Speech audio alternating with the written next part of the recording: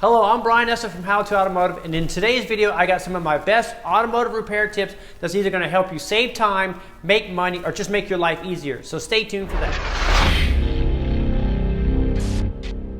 So Toyota and Lexus ignition coils, when you press the tab, are famous for snapping off and breaking off.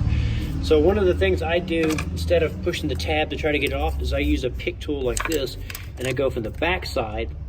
See if I can do this one-handed here. And I go backside and I flare it just a little bit like that, and then pull the connector off. So this is what it looks like. So I've picked the little tab open with the pick and then pull the connector off like this.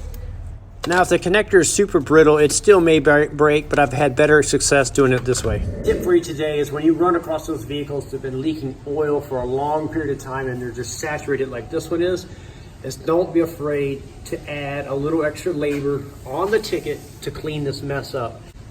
It's going to take quite a bit of time to clean all this up, and you should be paid for that. So on this vehicle, I had to get a little creative. So this screw here is a Phillips screw, and it's rounding out. It's really rusty.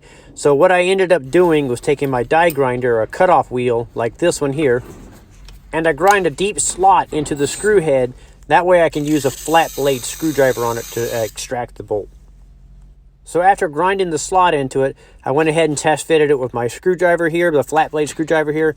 This particular screwdriver is capable of being turned into a ratchet by sliding this little ratchet over the head of the screwdriver. Now I'm able to put a lot more leverage on the screw and back it out.